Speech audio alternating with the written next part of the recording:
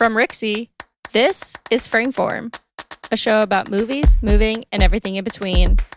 I'm Hannah Weber. I'm Jen Ray. And I'm Claire Schweitzer. Hey friends, Hannah here. This week, we are presenting an interview with Maxime Beauchamp and Kent Donguines of AMA Films. We talk about their genesis of collaboration, AMA's body of film work, and their creative and practical approaches to creating the great things they do. We focus on their films Iridescence, Grey, and Small Fish, all of which have screened internationally at festivals and use dance as a language and narrative instead of flash and entertainment. This interview was recorded in August 2019 at the Cascadia Dance and Cinema Festival in Vancouver in association with Screen Dance Forum. This interview was conducted by me, Hannah Weber, and Jen Ray, Dancinema Festival founder and producer. Enjoy! My name is Maxime Beauchamp. I'm originally from Eastern Canada in Ottawa, Ontario. And I came here to study film about 3-4 years ago. And now I'm a filmmaker based here in Vancouver. Nice. Yeah. And I'm Kent Donguines. I'm a Filipino based in Vancouver now, moved to Ottawa as well. And Cascadia has a history with Kent and Maxime because they've screened multiple years at not only our Canadian, but our US festival. We're really excited to have them. They're doing really exciting things in both dance and film. And I'm really amped to talk about the projects they have coming up, but also the body of work and their evolution as a company. So at Cascadia 2017, I was thrilled to see multiple submissions come in from AMA Films. That's how you say it, right? Yeah. Okay, good. You got it perfect. Perfect. So last year in 2018, I was so amped to see that a new indie production house that was focusing on dance and film based in Vancouver had submitted a number of projects. We chose to screen Iridescence in Vancouver. And we'll hear more about that from their perspective, but it was really impactful in our audience. It definitely was a film that stuck with them. And there was an extra amount of local pride because it was made right here in Vancouver. We also screened a film, Grey, that Maxime choreographed and AMA Films produced, directed by S.J. Van Breda. And we screened that in DC. And again, excellent audience reception. They've really got something going on here. A lot of style, a lot of expressive camera movement, very detailed editing, and just a lot of experimental approach to film going on. You know, they really don't play it safe and do a typical concept video. I really appreciate how they're exploring dance as a narrative and what you can do without words in cinema. So we're very excited to have them and learn more about how they do that and how their brains work. Well, I'm really curious. How did you two meet? How did you cross paths? Well, we met in film school, which was now... but we started in 2015. No, we started in 2016. Yeah. Oh, okay, sorry. Time flies. Yeah, exactly. So it's about 3 years ago. So we went only in film school, but we're actually both from Ottawa. Okay. But we never knew each other before. I'm from more east, which is like 45 minutes from there. Okay. And he's from the city. And yeah, that's where we pretty much met. And then our groups kind of like came together because for the first part of the year, you don't get to choose who you work with. Yeah. And then, through fate, you know, our paths came across. And then by mid-school year, then you pitch your final films and then you build your own team. So that's how we teamed up together. And then we just made it work. You know, yeah, exactly. We just stayed together. And this was Vancouver Film School, correct? Yeah. So how was that, you know, because I didn't go to film school for production. I studied film studies at UBC. And I know that my perspective on things was, wow, dance is not part of the vocabulary here. I really had to carve out a niche. I wonder if you had similar struggles or if people were excited or confused or not interested or very interested. How was it when you decided or found your way into doing more dance and movement-based narrative and experimental structure versus a straightforward film as we know it? Yeah, it was really interesting. And you have to do a lot of explaining because people have not seen it before. It's been done before. Like there is films with dance. It's just that, like you say, they're not put out in the general public. So people have not seen it before. Mm-hmm. So then you have to explain a lot your process so that you can get people on board.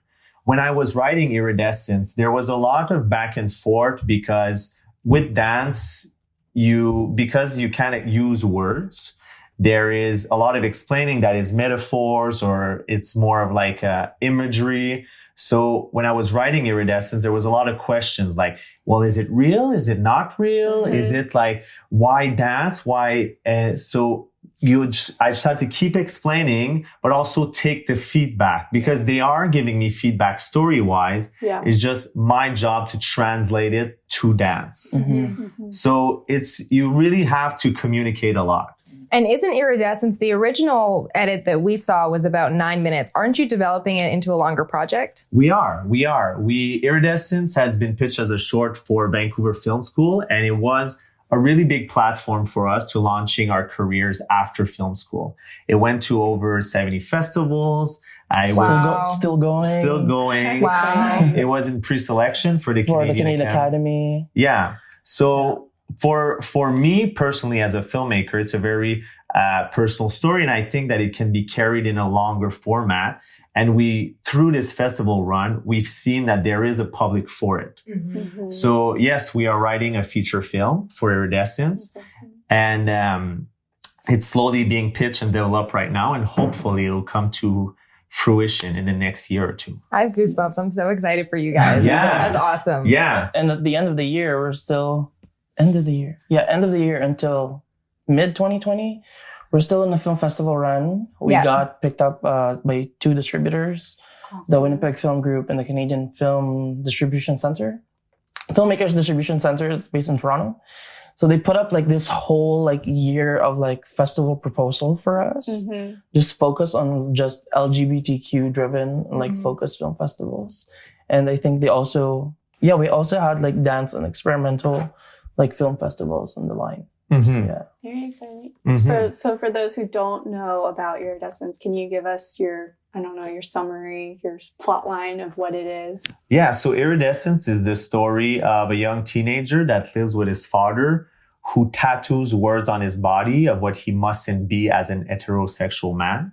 So it's a story told through dance of the father and son relationship, and how society kind of has to put label on someone to understand what they are or who they are. But sometimes as a teenager, where you're just trying to figure out who you are, putting labels on you is just making things more confusing. Yeah. Do you have any personal relationship with this film and making the script? Yeah. Because it's such a heavy topic. It is. And especially because he's tattooing words on the body. That's something... I mean, in the film, of course, it's not permanent. It's a movie. But the idea there, it's identity, and it's visual identity of putting these words visually on the body. Yeah. I think that the story is not based on true events, but it's based on true emotions. So I know when I grew up, I came up in a very small town. And when I was coming out as a gay man, it was very hard for me to find my own identity, because it seemed like everybody had a perception of who I was before I could even make a perception of who I was. So then you're trying to become all these kinds of people to please the people around you, and you're finding it really hard to be yourself. Yeah. So that's why I thought it would be really interesting to play with the story of somebody literally, putting the words on somebody's body, and being a tattoo, it's permanent and you have to live with it. So how do you live with all these opinions coming in your head and still find your own person and identity through that?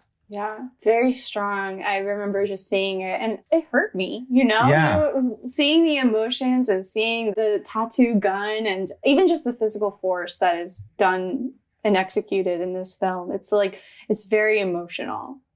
And with that said, all your shots and all the movement and also the lighting design, super emotional. And I want you to expand on that. Let's just start with the lighting, because that is such a visual component that plays along with the story. Yeah. Well, first of all, I'm happy it translated and that you feel this way. It's really nice to hear the different perspectives, because with dance, you have so many different perspectives. But yeah, so in terms of the elements that came together, so lighting is definitely one of them. Lighting was done by a director of photography, Kang Park, who is a local filmmaker here in Vancouver. She's originally from Korea. Really amazing filmmaker. And I gave her the emotion, and then she translated that emotion through lights. So beautiful. Yeah, like you with Dancinema, the thing is that since we're using dance and movement and we're not using words, then we need to use all the elements that we have to create the story. Yeah. So dance is only one thing, it's like we're telling the story through this movement, but then we needed to use lighting to tell the audience, is this a real moment? Is this a surreal moment? Is this happening for real? Is that in his mind? So we used lighting to do that. Mm-hmm. So there are scenes that are lit more traditionally to show people that this is real time, this is real relationships, and scenes that are more stylized, like a hallway scene where we use projections or we use strobes in the living room scene. And that's to show that, okay, now this is now a metaphor and it's happening in his mind, even if the story continues in a linear way. Mm-hmm. Mm-hmm. What about set design? Because you guys also have, it's a mix of like simple, but also extravagant. Mm-hmm. Yeah. And I think it plays very well. Yeah. Thank you. Set design, we had this massive meeting in the room. Yeah. Because we planned to have almost like a human aquarium. Yeah. In a studio. Yeah. We wanted to do it that way, but of course, VFS rules and restrictions, we can't do it.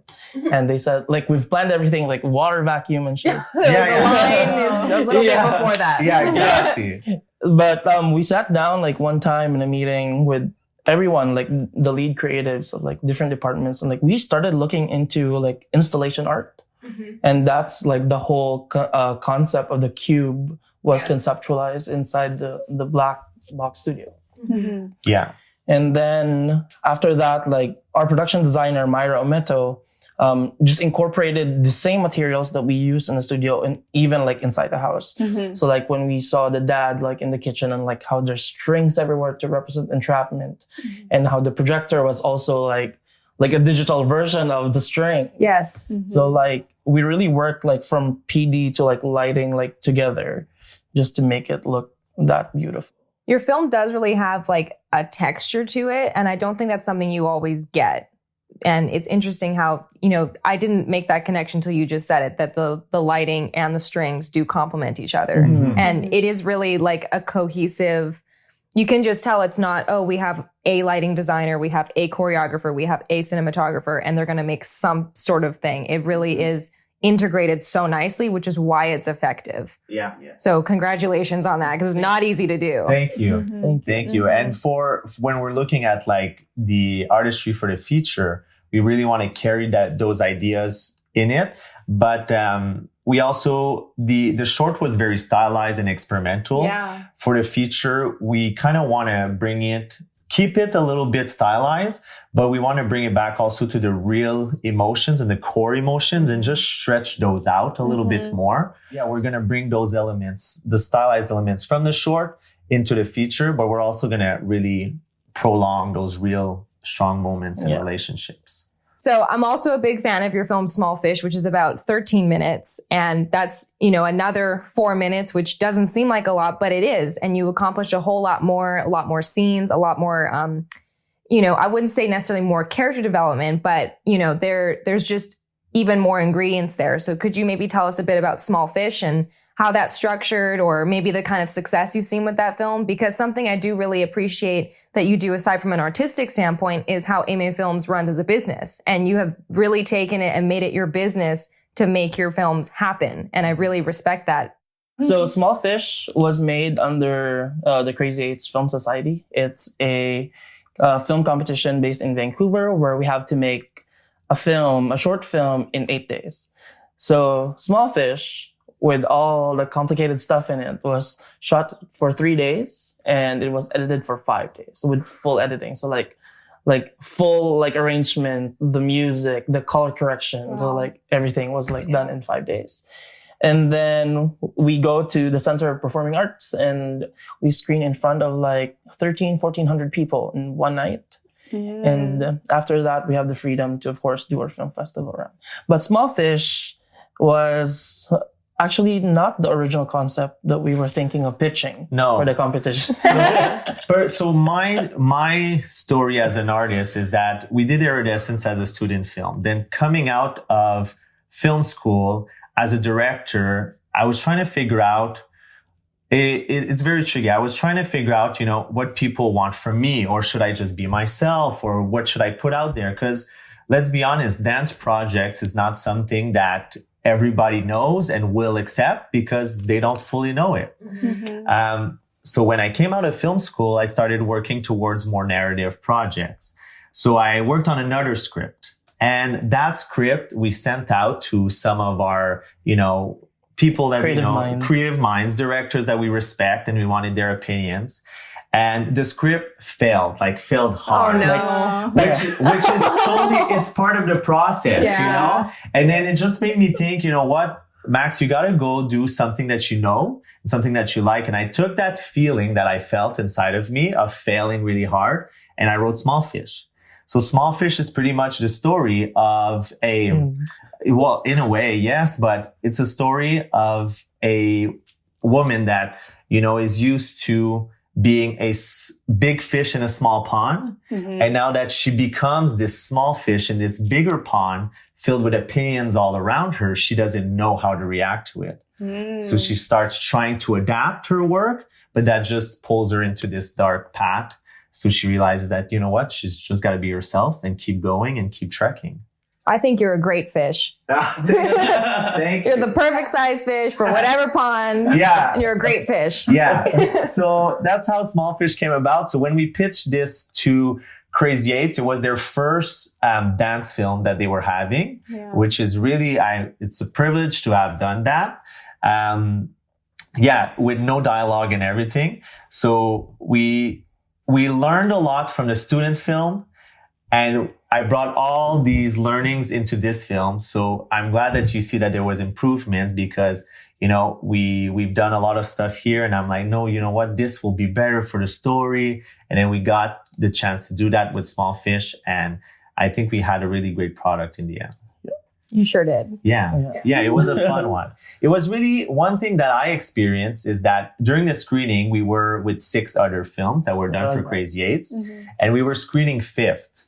So the entire time I was watching the other films, I'm like, oh my God, we don't belong here. What are Imposter we with our little frozen, or just like that? Oh my God, they're so good. These are great professionals that are working on films. And I'm like, oh my God, we have our dance film here. Will people understand?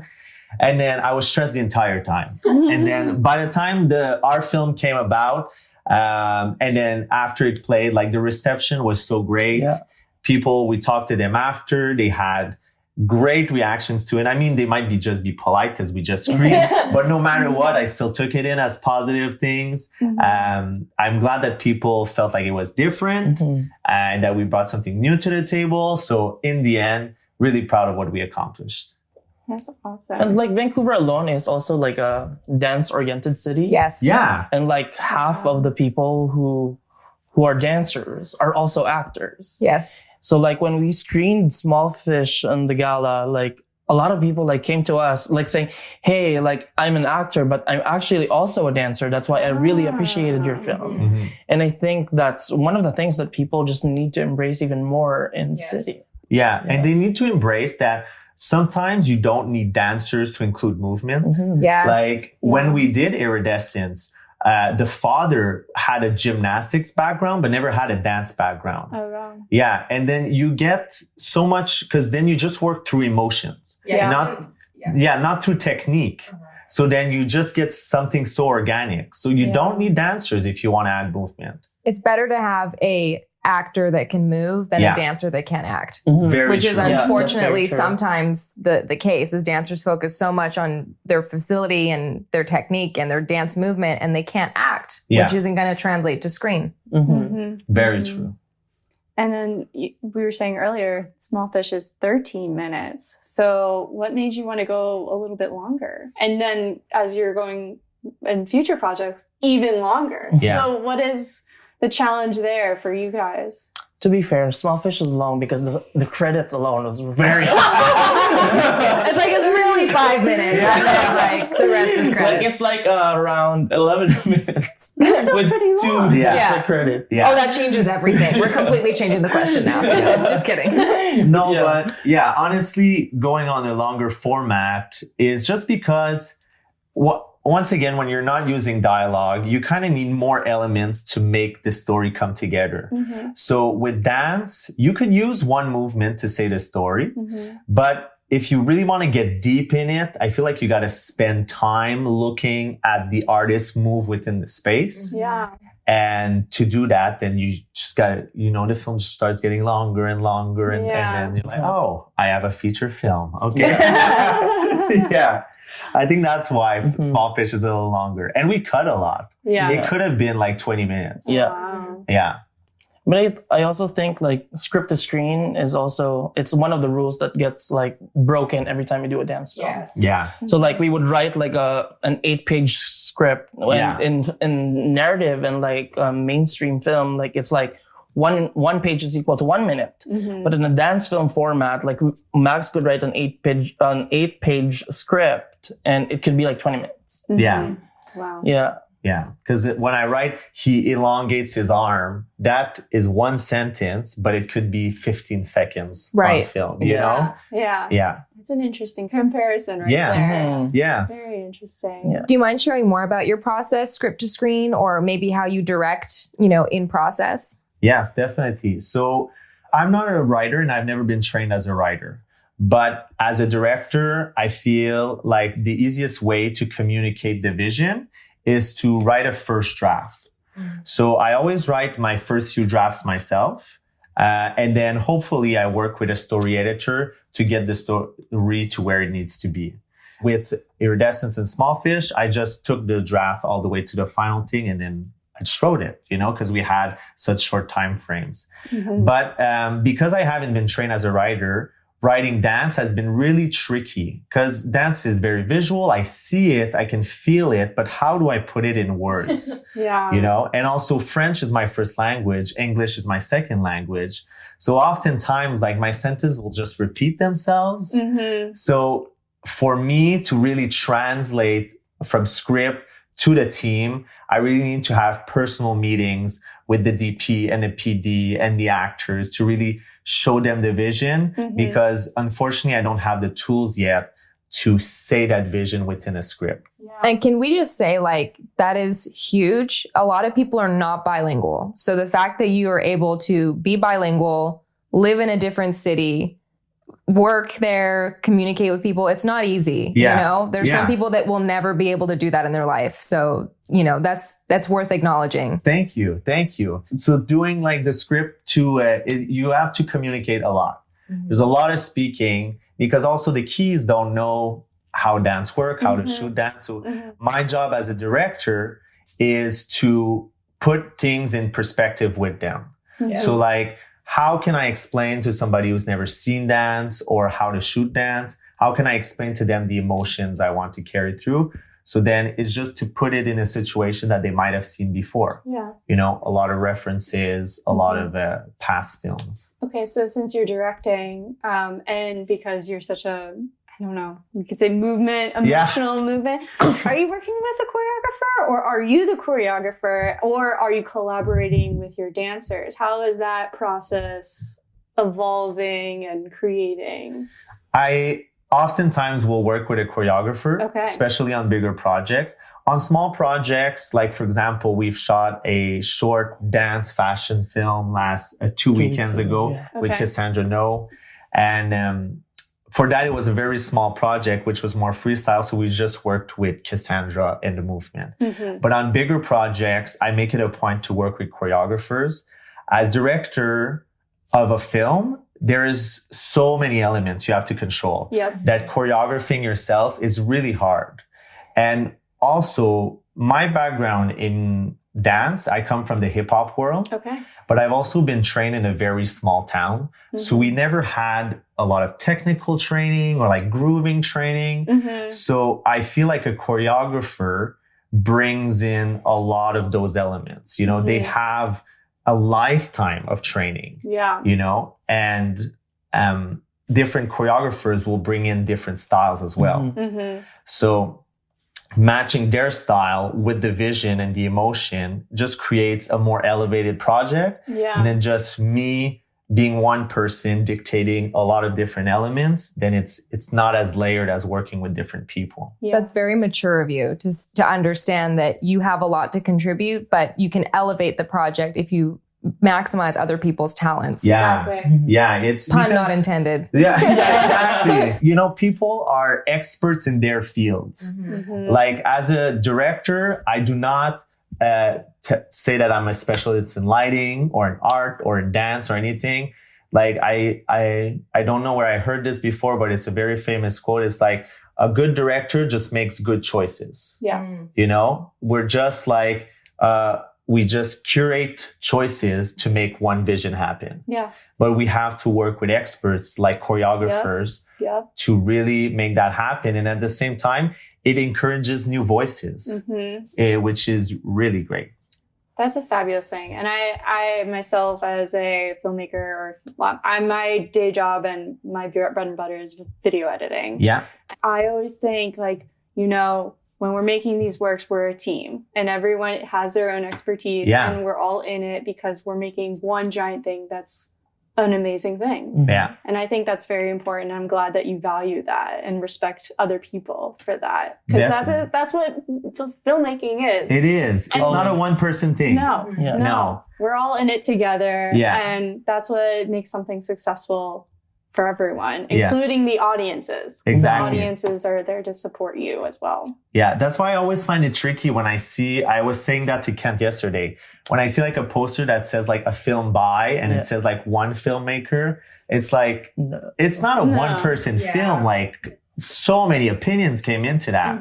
It comes from one vision, which I totally understand, but so many people come in to elevate that vision. And what's the longevity of that kind of selfishness as well? Because, you know, do you think people want to keep going unacknowledged? Probably not. I think something you do really well is engage the community, whether it's you're bringing in collaborators or, you know, with Crazy Eights, you do a really good job being engaged with the Vancouver dance and film community. Neither of you are from here, though. So do you want to share about why you chose Vancouver out of everywhere in Canada? I was supposed to move to Toronto, actually. When I was deciding like to go to film school, because I already finished university in the Philippines. When I moved to Ottawa, it was either Toronto Film School, Vancouver Film School, and UCLA. And like Vancouver Film School like offered a scholarship. And I'm like, oh, maybe this is a good place because I'm going to save money. And then I did VFS, and like the independent community like in Vancouver is just so strong. Like no matter how green you are, like new in the industry, but they know that you have the potential, like they will actually absorb you and then mentor you like with like more experienced people and like help you along the way. And I think that's what I valued the most, because I did have, after school, I did start thinking about like, oh, should I move to another city? And like, should I work like with my mom in like Hong Kong? Or like, should we look at opportunities in LA? Because LA is the dream. No. Till you get there. Till you get there, yeah.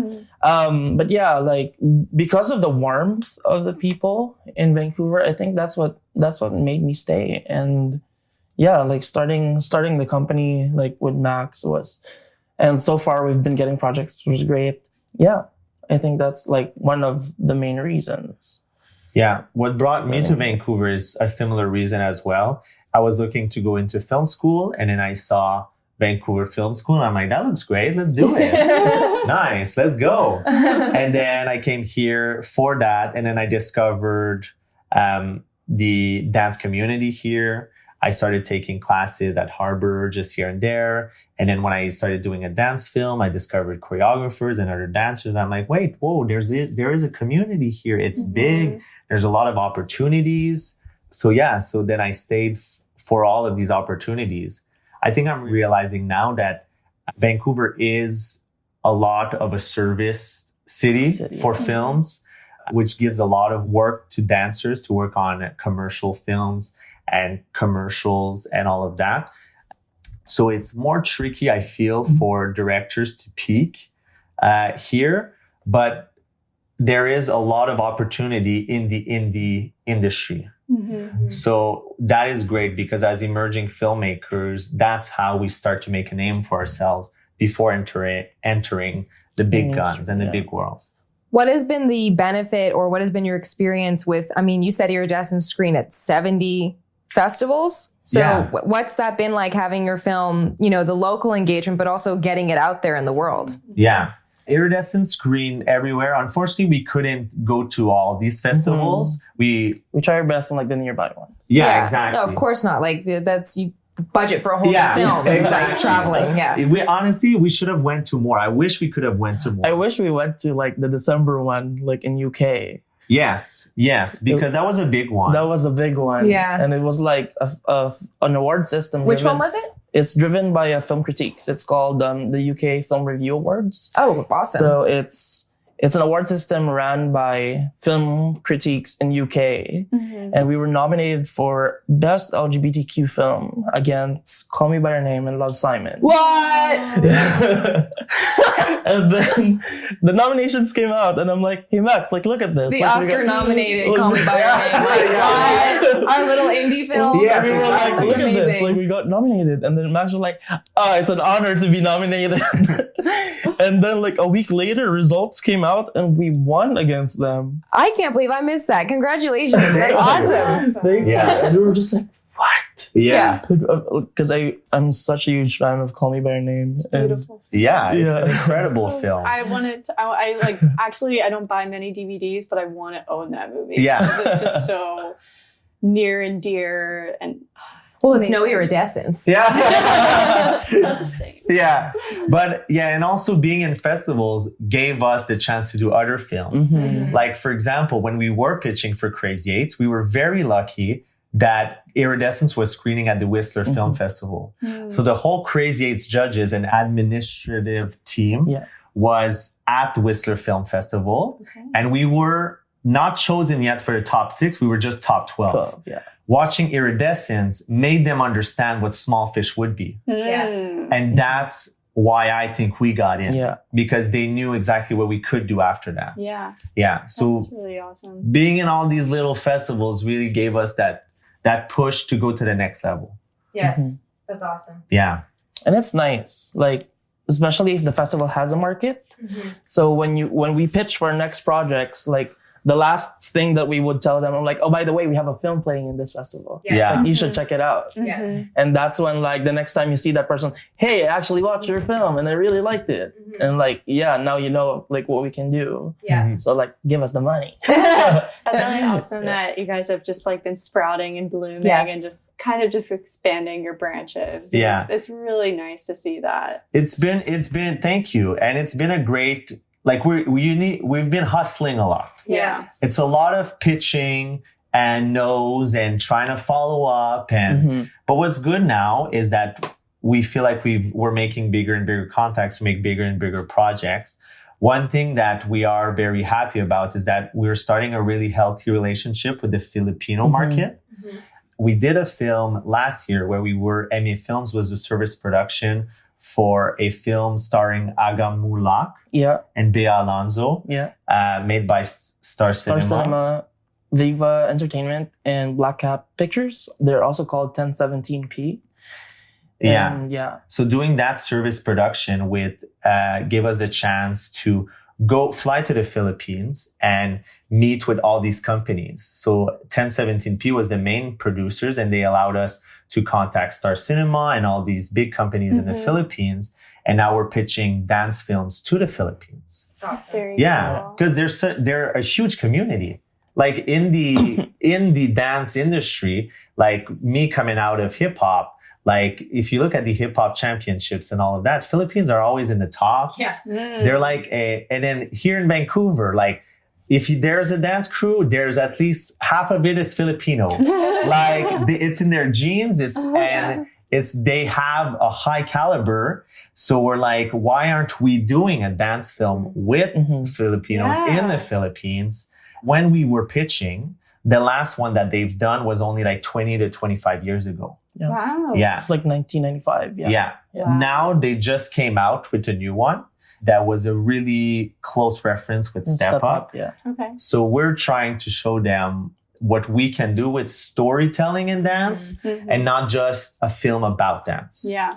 Yeah. That's exciting. Very exciting. Very cool. I think something that can be taken away from what we've talked today is resilience pays off. Yeah. You know, Yeah. if you receive 5 no's, you got to push 6 times. Yeah. You know, and you guys clearly do that. You do hustle. It's clear. And it's not just a narcissistic passion project. You know, you're truly engaged in the community. You're trying to provide a service. You're trying to share stories that have substance and really deal with real issues. So I think that's part of why you are seeing such success, is you're creating work that really does have a lot to offer for the audience, and people that are in different sectors of the community or the industry are connecting with different parts of it. So I really appreciate how you're not just thinking, oh, I'm going to stick with my VFS crew and like, these are my people. You're actually saying, you know what, we'll be brave. We'll go engage this audience. We'll go engage these people. And that's actually how you grow, you know? And I just wish that more people took that approach, because I think a lot of people value loyalty and community are really important, but you can grow your community. You can expand that. And it's really clear that you're doing that. And it's part of why your work is so diverse as well. Yeah. Thank you. Thank you for that. Well, first, because we are a screen dance focused podcast, I would love to hear from each of you.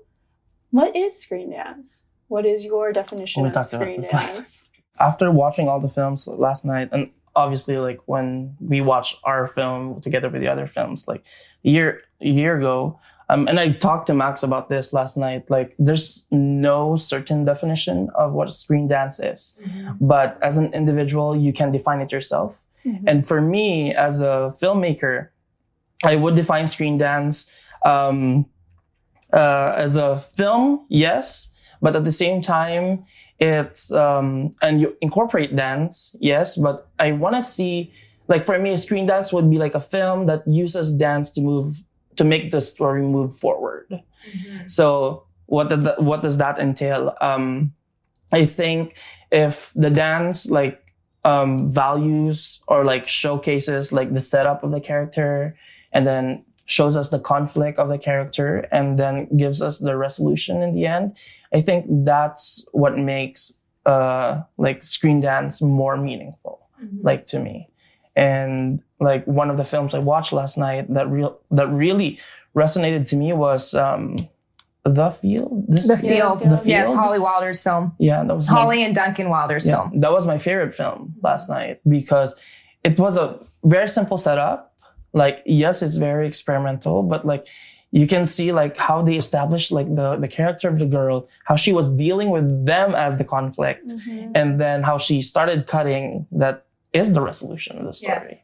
So like there's such a linear pattern, and I think for audiences who doesn't appreciate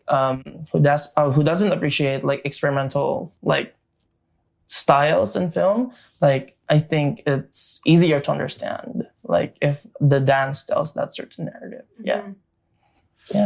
Yeah. Screen dance is really hard to describe. It's really tricky to think, okay, what falls under a dance film, what falls under a concept video, what falls under something else. First of all, if you could watch it on a stage and then you're just filming that, then it's not exactly taking all the advantages of what a dance film could be. A dance film or screen dance for me is somebody that is taking all the elements from a good film, which is the narrative, the story, the characters, the lighting, the art, and is putting all of those together. And then, like Ken said, is just using dance as like the dialogue. It's just moving the story forward, you know? But it is still a film because it has all its elements. All that dance is doing is being a vehicle for the message. That's what, for me, it is. Right. Do you guys have any wishes of where screen dance would go in the future? Like, where do you want to see the future of screen dance as you guys are developing, you know, new works with Iridescence becoming a feature length? What do you want in screen dance? I think, like, because I'm the one who does most of the film festival stuff, like in our company. I think bigger film festivals should start programming dance films because they know they are a big platform. They know they have the audience and they know they have the market for it. Yeah. But I think like Sundance, for example, South by Southwest, like they still don't do it. I want to shout out Cucaloris Film Festival because in Wilmington, North Carolina, because they have a dedicated dance shorts program. And that's actually where I screened my first film and where I met my husband, right? So they have, and they also have performances in Dancaloris that has the combination of live performances and film. That is one of the only major festivals that offers a specific program for dance. And I agree with you. It's something that would be great to have, even just one shorts block. Like filmmakers are looking to see, how do I use expressive camera movement? How do I convey this without words? How do I choreograph my shots and stage things so that people understand the power dynamics or the emotions? You know, rhythmic editing, pacing. These are all essential film language goals that people are trying to use, regardless if it's a dance film or not. So even if they're not going to make a dance film, by watching it, they can get an education on that. I totally agree with what you're saying. Let's get it into bigger festivals. Yeah, because like we already acknowledge the fact that there are there are film festivals that program like dance films, like full on dance films. But like if we're talking about like inclusivity and diversity right now in the film industry, then that should also apply in terms of genre intake. Yes. So like if you want your lineup to be more diverse and more inclusive, then like festivals like Sundance and like I must say though, like Rain Dance, like one of the biggest festivals in UK, like has a dance, dance short film category. Yeah. And I think, like bigger festivals, especially Hollywood, like based festivals, like should start embracing that and do the same thing, because at the end of the day, the next thing they know, if they don't do it, they're going to run out of audience because people are going to get tired watching the same formula films. Yeah. All right. So all you festival curators out there, get your act together. You'll be hearing from us. Show us some dance films. For me, I'd love to see it as I'd love to see that dance films are not seen as such a different category. Like there's films and then there's dance films. Yes. Like for example, like when I pitched Iridescence, I didn't pitch it as a dance film. It's a drama that uses dance. You know, I just wish we weren't put these are the dancers. Yeah, they do dance films. They're here. No, we do films. We do dramas. We do comedies. It's just that we use dance in our films. Yes. You know, so like this, you know, I would prefer seeing dance just being included in the general public and not be as exclusive. Yes. Not have it be a niche or a separate thing. Yeah. Have it integrated. Exactly. Just throw it in with everything. You know, it's a drama that uses dance. You know, and then people tell me, no, you have to say dance from what they won't understand. No, listen, homie, that's not. It's like they're watching it, they can see. Yeah, exactly. It's cool. Yeah. I praise you guys for saying this inclusivity thing, because for years and why I went into dance film is like, I want everyone to understand that this is something special. Dance is like, and not just dance film, but actually promoting dance in general. It's a celebration. Everyone can do it. Even if you're disabled, you can still do it. And we get inspired by it. Yeah. And I wish, and I hope to push in my own career, get dance available for everyone and get excited to even go to a performance, go to a dance film festival, go to a film festival that has dance film. You know, everyone should know about it and celebrate it. Yeah. Right. Can you imagine if you did Iridescence as a performance at 70 festivals? It wouldn't have happened. No, it would never It would not have happened. Yeah. So the fact that you made it in a film format, you were actually able to get your film out there that much more and grow what you're doing. Yeah. Well, do you guys have any last words before we close it out? No, we appreciate the opportunity to speak about that. And we're happy to be here. Yes. Yeah. Thank you guys so much. Thank you. No, thank you. And that's our show. Thank you, everyone, for listening in. And other than that, follow us on Instagram, Frameform Pod. That's Frameform POD. And email us at frameformpod podcast@gmail.com. We want to hear from you.